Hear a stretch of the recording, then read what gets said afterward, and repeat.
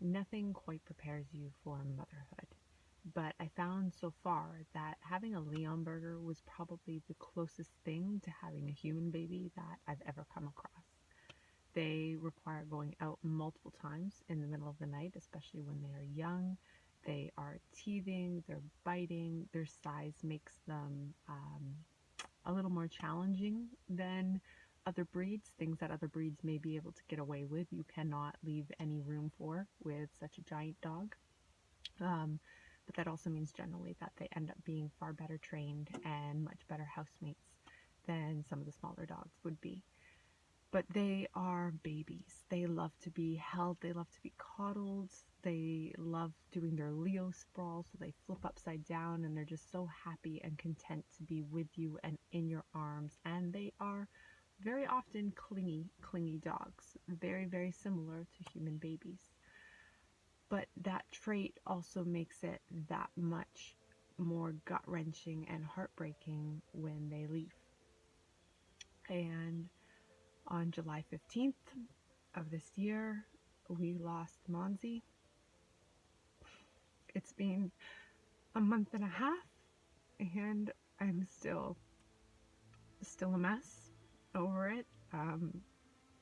He has left a gaping hole in our world, and part of me really wants that pain to go away and really wants to just be able to move on and put this behind me, and part of me feels like that is such a huge betrayal to him and the role that he played in our life. He went very suddenly, very quickly. It was very unexpected for all of us.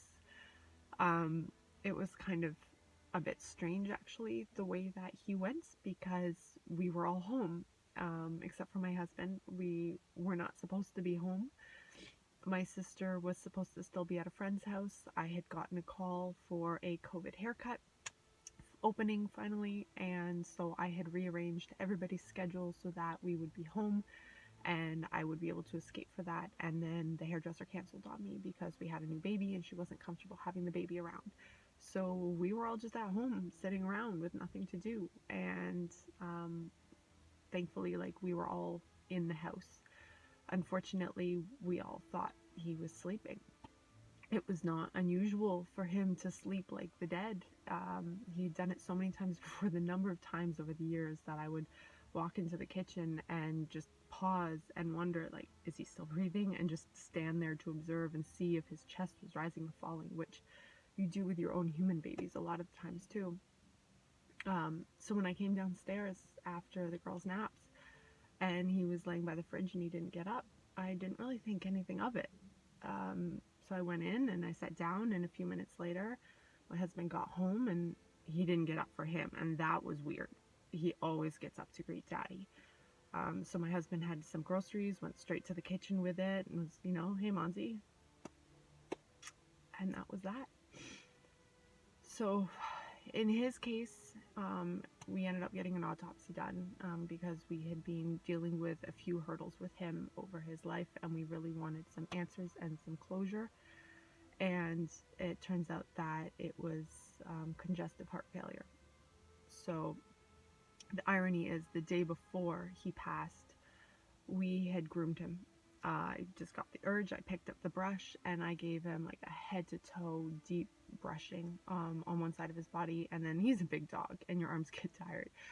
So my husband took over and did the other half of his body, and we checked him over for any lumps, bumps, spots. He was looking great. He was looking beautiful. My husband even commented, he's a really good weight, like, which is going to be really great for his health, his heart health, because we were always trying to keep him lean so that it wouldn't put too much strain on his heart. And then the next day, that was that. The autopsy also showed that he had early Addison's disease, and after we were getting a bunch of answers back, we were doing more research, and a lot of the common causes of death for Leonbergers, number one is cancer. And in the fall, unfortunately, he had a mast cell tumor that was triggered by his allergies.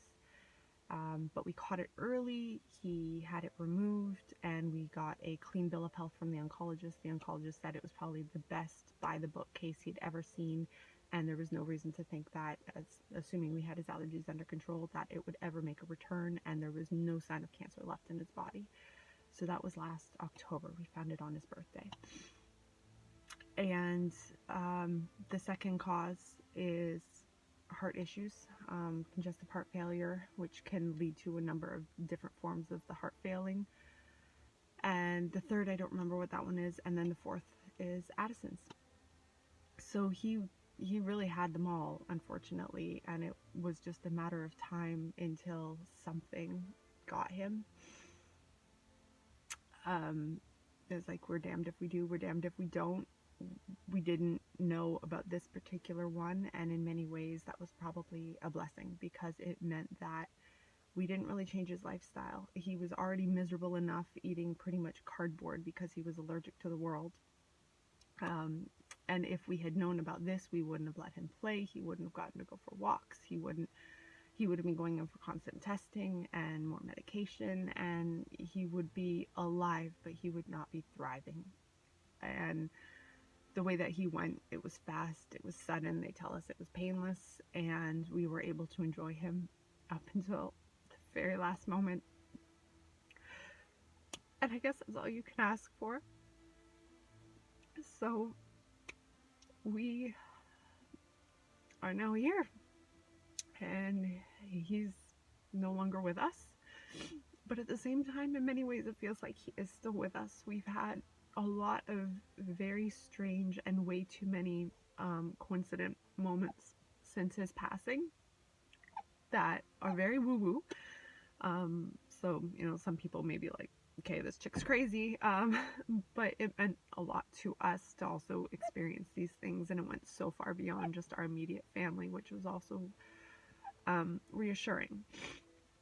So it was about a week after he had passed, and we have little hanging hooks outside in the backyard on the fence, and it was the hook right by where him and Lucy would always be wrestling and laying in the shade and playing. So it was like their spot in the backyard, and I was sitting in my chair feeding my daughter, and all of a sudden this beam of light was just shooting me in the eye, and it was casting off all these rainbows, like just the way that the light was like prisming. And it was beautiful. It was very weird. I mean, in all of our years, this has never happened before. It was one of those, like, what are the odds? We just had a storm. The sun was coming out. So it was like that bright, intense light. So I was still not comfortable being in the backyard at that point because it was just too much him. But I was curious, like, what is causing this? So I went out, and it was the tiniest little speck of light, or a speck of water, hanging on this bracket. And it was like, okay, what are the odds that it was going to hit and like beam me just like that? I was like, okay, cool. We went back inside, and we started having a few little conversations, because it left a very weird feeling. It wasn't just like, oh, that was a pretty little rainbow. Like it just felt, it gave us all this atmosphere of something else. So we were chit-chatting about it, and the movie Ghost came up, and we started talking, you know, do you believe, and kind of mediums, and how, you know, other forms can still make messages and communicate to us, and it just feels like maybe he is still around and he is still watching us. And you know, carried on. It was the next day, the solar light that was hanging on that hook starts flickering. And this light has never flickered before. It's never done any funny business. It was the middle of the day. It was sunny. There's no reason that the solar light should be turning on. All the other lights that are just like weren't. So that like gave me the tingles. It was like, oh, okay, what's going on now? So I went outside to check on it. I wiped it down, I washed it, I rearranged it, put it in a different spot, compared it against the others, seeing if there was any damage, tightened it up, like anything to try and kind of fix the situation to, you know, cure these thoughts. And it wouldn't stop. It didn't seem to matter what I did. It was doing its thing. And I was like, okay. So I went back inside, got the girls into the bath, and just at a passing messaged my next door neighbor, and was just kind of like, you know, the weirdest thing is happening. And she was kind of like, hold up. So yesterday, or it was, I guess, 2 days before, which was when we saw the rainbow light. Her husband, Rob, had a dream about Monzie that night, and in the dream, Monzie was looking over their fence at their little dog, and when he woke up the next morning, he felt the urge to start sculpting. He is a really talented artist, and does amazing things with clay, and so he had started working away on this little bust of Monzie's head, and he had just finished it up the night that the second flickering light was going on. Like, as I was messaging her about it, he had just finished it up that evening. So it was just setting, drying, and then was going to be presented. So we were both kind of like, whoa, that's a lot of coincidence that, the night of the first light, we all get this feeling of him being around, and then he gets inspired, and we were talking about ghosts and, carvings and mediums, and now this has happened. So I was like, wow, okay. So we agreed that, we were going to keep mum about it and let him present it to my husband and kind of surprise him. And it was really well received. It was absolutely beautiful. And then my cousin ended up sending out this beautiful watercolor picture of him as well. So we've been given some really beautiful mementos in recognition of his life and his role in our family. But about a week goes by, the light's not doing anything else, and we end up getting another flicker starts up. So we kind of like, wow, okay, now I'm the only one that notices this one, but it's leaving those feelings again. And I decide, I can't look at it. It's making me very uncomfortable. So I turn around and I look at the front window instead, and I'm looking up at the clouds once again, just feeding my daughter. And I could have sworn I saw him in the clouds. I'm like, okay, now I'm losing it. Now I'm going crazy. I'm seeing him everywhere. Like, this must just be grief talking. This is too much. So I didn't say anything to anyone at this point. It was just like, I'm literally losing my mind. And then that night we get a message from our brother-in-law, and he was like, you got to look outside. You got to look up at the moon. Like, you got to look at the clouds next to the moon. And he ends up sending us a picture of what he can see there. And so it was mind-blowing. It was like the bust of Monzie. Like anyone who has seen it sees it. It's not even like a far-fetched trying to like make something out of nothing. It was really, really crazy. So now we're like, okay, this must be, he's still here with us. At least he's still kind of around. He's keeping an eye on us. He hasn't just up and abandoned us, because with how suddenly he left, it felt like abandonment, and we were all really struggling with that. So my husband is looking into a bit more of afterlife things, and there was a book about people who have like had these afterlife experiences, and he decides to pick it up and see, maybe we can get some more answers. Maybe like our curiosity is going to get the best of us, but maybe we can see if somebody's got some science and some insight into why these things seem to be happening. So he's on his way to work. He's sitting in the car. He's a little bit early. He decides to start reading through it. And this book is just a bunch of woo-woo. It's you are loved, you feel loved. And he saw these voices and these lights, and he just felt loved. And there was no science to it. It was all just like feelings in this guy's experience. And it frustrated him. It really aggravated him. So he chucks the book and he grabs his bag and he gets out of the car. And 2 cars over, he stops like dead in his tracks, because the license plate of that car is something along the lines of like, you are loved or something like that. And he took a picture of it, because it was just like, okay, once again, like just way too many coincidences. So it seems like these things still keep happening, because we're, a month and a half out now. July 15th, we're now at the end of August, and it seems like he hasn't really left us after all. I don't really know how it's going to go from here. I think it's still going to be difficult for a long while, because we loved this guy like I would have loved one of my human children. Like, he was one of my children. I had 4 children. I had 2 dogs and 2 humans, but I had 4 children. And it's going to take a lot to heal and to move on from this. And it's really rocked us. Really, really rocked us. And it feels like we got shortchanged. I mean, the average Leonberger lifespan is, we were like, round about 8 years, but it turns out that it's like 7 years and 2 months or 7 years and 3 months is the average lifespan. Unless you're in France, and then it's 8 years. For whatever reason, they seem to have something figured out over there. And Monzie was 5 years and 9 months. So we weren't as shortchanged because that is the medium age, which means, half fall above, half fall below. So he was within the average. He didn't necessarily go too soon, but we were convinced we were going to get this dog to 13 years old. We were going to break that stigma. We were going to set new records, and we were just going to love him until he just lived forever. And it didn't work out that way. So I guess this is me trying to find a little bit of closure with the situation as well, and kind of wrap up a chapter in our lives, and hope to start to heal and to move on with it. But this is probably going to take a while. So if you stayed through the whole thing, thank you for hearing me out. I'm sure if you have had a dog yourself and lost a dog, you can fully comprehend what it is that we're going through and why we are grasping at straws so much, because they really leave such a huge hole in your heart. But the reason that they do that is because you gave them such a huge piece of your heart, and you got to love them so immensely. And as much as all of this hurts, I would not give it up for the world, because that would mean that I didn't love him to the extent that I loved him, and that he didn't mean as much to me as he did while we had him. So the pain is worth every moment, because he meant everything to us.